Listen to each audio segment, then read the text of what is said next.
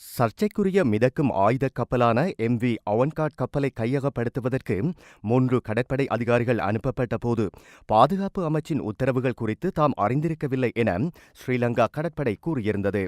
எனினும் 14 நாட்களுக்கு முன்னதாக குறித்த கப்பல் ஸ்ரீலங்காவிற்குள் வருகை தந்தமை குறித்து பாதுகாப்பு அமைச்சு கடற்படைக்கு முன்கூட்டியே அறிவித்திருந்ததாக அவன்கார்ட் கடல்சார் சேவை நிறுவன தலைவர் நிசங்க சேனாதிபதி தெரிவித்துள்ளார்.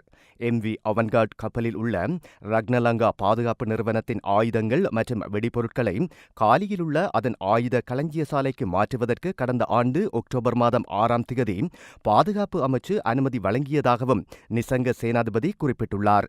அனுமதி வழங்கப்பட்ட கடிதம் கடற்படை கட்டளை தளபதி, சுங்க பணிப்பாளர் நாயகம், ஸ்ரீலங்கா துறைமுகங்கள் அதிகார சபை தலைவர் ஆகியோருக்கும், அந்த கடிதத்தின் பிரதிகள் ரக்னாலங்கா பாதுகாப்பு சேவை நிறுவன தலைமை நிறைவேற்று அதிகாரி மற்றும் அவன்கார்ட் பாதுகாப்பு சேவை நிறுவன தலைவர் ஆகியோருக்கும் அனுப்பப்பட்டிருந்தது எனவும் அவர் கூறியுள்ளார். இதன் பின்னர் ஸ்ரீலங்கா கடற்பரப்பில் இருந்து 11.95 நாட்ஸ் மைல் தொலைவில் அவன்கார்ட் கப்பல் அவதானிக்கப்பட்டதாக ஸ்ரீலங்கா கடற்படை கூறியிருந்ததாகவும் அவர் தெரிவித்துள்ளார்.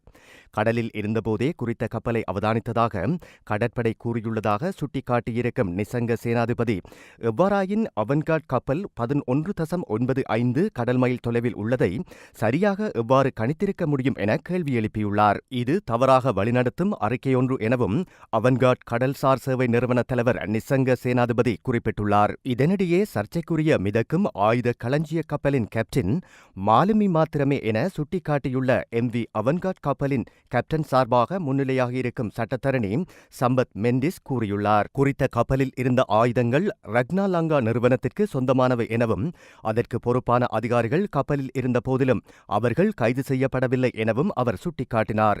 அவன்கார்ட் பாதுகாப்பு சேவை நிறுவனத்துடனான கடற்பாதுகாப்பு சார்ந்த அனைத்து உடன்படிக்கைகளையும் ரக்னாலங்கா நிறுவனம் கடந்த ஆண்டு அக்டோபர் மாதம் மேலும் 5 ஆண்டுகளுக்கு நீடித்திருந்தது.